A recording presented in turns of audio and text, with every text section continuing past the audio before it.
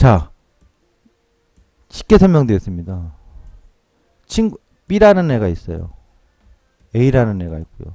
C도 있고요. D도 있고요. 얘가 힘들어. 네? 얘를 살려 말어. 도와줘 말어. 네? 착해. 착한 애야. 정말 성실히 살았어. 도와주자. 병원 입원했대. 수술비라도 모아서 주자. 야, 쟤 쓰레기야. 쟤 못된 짓만 하고 학창시절부터 애들 두드려 패기나 하고 돈이나 뜯고 다니고 말이야. 어? 그때는 지가 잘난 줄 알고 뭐 했었어. 우리 어려울 때 도와주긴 했냐? 야, 쟤 수술 누가 도와줘요? 몸이 아파서 수술 들어가려고 하는데 병원비도 없는데 누가 도와주냐고. 인간성 자체를 봤을 때 안 도와주잖아요. 인간성이 좋으면 우리가 도와줘요. 뭐 당연히 뭐 어떤 사람의 목숨을 가지고 뭐 그렇게 따지면 안 되겠지만, 그렇죠? 도와줘야 되는 거 맞겠지만 기업 비교를 하면 저거예요. 사업을 했어. 사업을 망했어. 야, 쟤 옛날에 사업할 때 웃기지 마. 쟤 도와주지 마. 다 그래요. 뭘 보고? 그동안 해왔던 행실을 보고. 야, 쟤도 참 옛날에 열심히 했고 우리한테도 잘하고 못하고 또 참 열심히 했잖아. 좀 근데 어떻게 재기할 수 있을 것 같아. 좀 도와주자. 십시일반 해줄 수 있어요.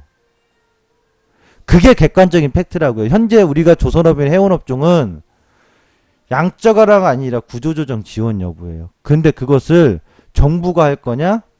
예? 아니면 한국은행 할 거냐? 이거 표현을 또 하면 연대보증 쓰란 얘기예요. 야, 내가 도와주려고 그래. 나 혼자는 좀 그러니까 야, 너 연대보증 좀 서라. 야, 너도 같이 도와줘. 아, 연대보증 서. 아, 싫은데 나는? 이렇게 되는 거예요. 이게 아주 쉽게 설명하면 결론적으로. 근데 한국은행에서는 야, 싫다고 나는 연대보증. 왜? 쟤네를 보니까 모양새가 꼬라지가 마음에 안 들어. 쟤 도와주면 뭐하냐? 이거거든. 정치권도 마찬가지예요. 객관적인 사실 갖고 얘기를 해야지. 어떤 여론의 동향을 살며시 보면서 줏대 없이 이러면 안 된다고요. 그럼 지금의 문제는 양적 완화가 아니라 엄연히 구조조정에 대한 지원 여부고, 그런데 이 구조조정을 지원을 해주던 안 해주던 간에 가장 큰 피해자는 누구냐? 국민이고 노동자예요. 그에 관련된 일자리, 어쨌든 지원을 받아도 일자리는 잃어요. 노동자들은. 누구는 안 잃어요? 경영진들은. 엄연히 자본주의에서 이렇게 하면 여러분 생각 같으면 어떻게 하겠어요? 저는 경영진 전체 다 나가야 된다고 생각해요. 내놔야지. 사재 털지 못하면 다 내놔야지. 사재를 못 털면 나라의 국민의 돈으로 그 기업을 떠받들 것 같으면 당신들이 갖고 있었던 모든 거 다 내놔야지. 지분이든 뭐든. 나중에 또 공적 자금 돼서 다시 살아나면 부의 효과는 누구한테만 가요? 경영진한테. 엄연히 말하면 경영진도 아니죠. 오너일가한테 가겠죠. 이게 사실이잖아요. 우리가 과거에 안 겪어봤으면 이런 말 못하는데 과거에 겪어봤잖아요.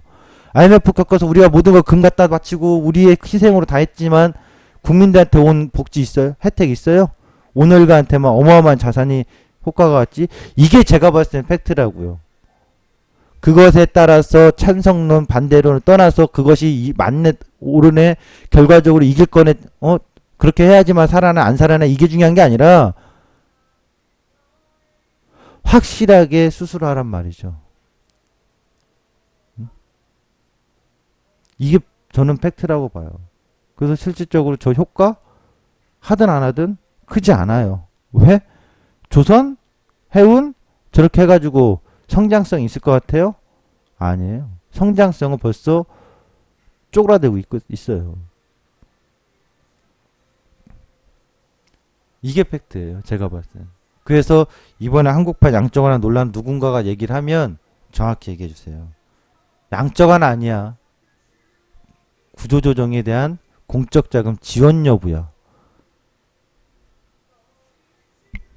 안타까워요. 그리고 또 앞뒤가 안 맞는 게 있어요. 여러분 뭔지 아십니까? 정책에 있어서 MB 정부 때 성장이 곧 최고의 복지다라고 했어요. 현 정부도 성장이 최고의 복지다. 증세 없는 복지다라고 했어요. 둘 다 거짓말하고 있다. 안 맞잖아요. 지금 와서 근데 다 바꿨어. 왜? 안 맞잖아요. 성장해서 낙수 효과 왔어요. 근데 지금 이번 정책에서의 효과는 뭐라고 해요? 구조조정을 해서 내수 시장을 살려야 된다라고 하잖아요. 운매야. 당신들이 지금까지 얘기했던 고성장, 성장, 증세 없는 복지, 성장에 대한 정책이 곧 최고의 복지라고 했는데 운매? 수출은 어차피 한계가 있고 내수 시장을 살리기 위해서 이걸 해야 된다? 그런 앞뒤 안 맞는 게 어딨어. 그럼 지금 뭐냐면요. 핸들이 잡고 있는 선장이 전체적으로 잘못하고 있는 거예요.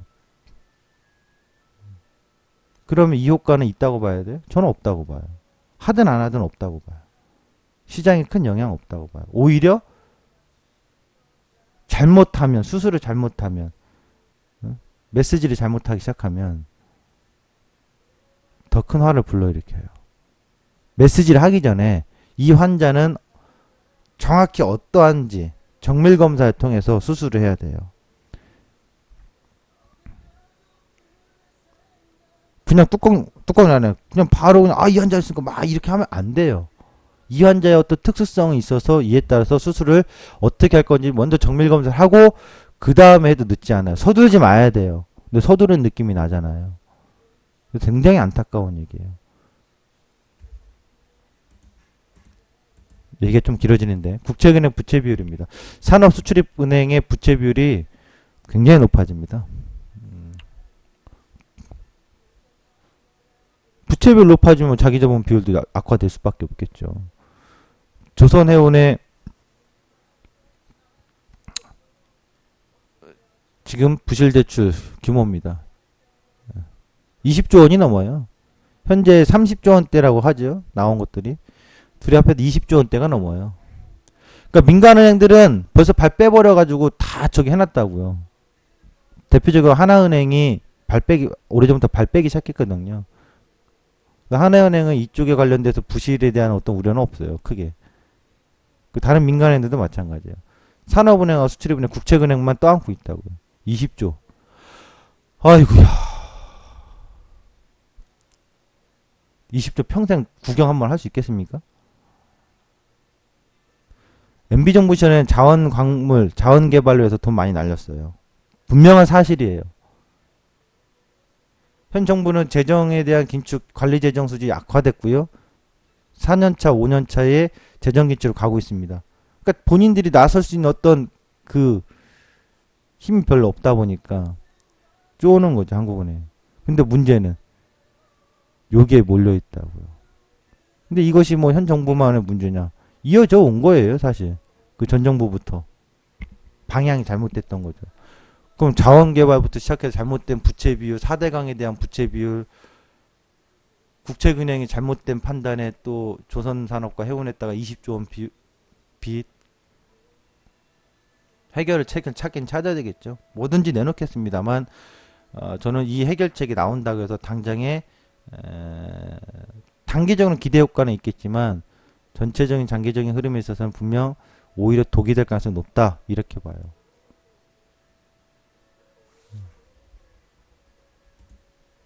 국책은행 뉴스 수십조 원 뭐 혈세를 퍼준다. 뭐 조도는 뭐 어디서 공짜로 납니까? 다 국민 세금이지? 에? 국책은행 돈은 뭐 어디서 공짜로 나와요?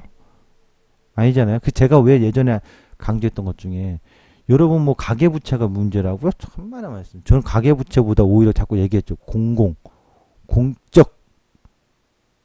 공기업 및 공공기관들의 부채가 문제가 언젠간 될 것이다라고 암시를 해드렸던 거.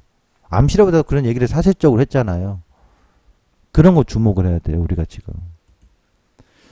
여기까지 제가 한국파 양쪽 하나. 그래서 좋다 나쁘다 이게 떠나서 사실적인 관계를 좀 알아야 된다는 걸 브리핑을 좀 했습니다.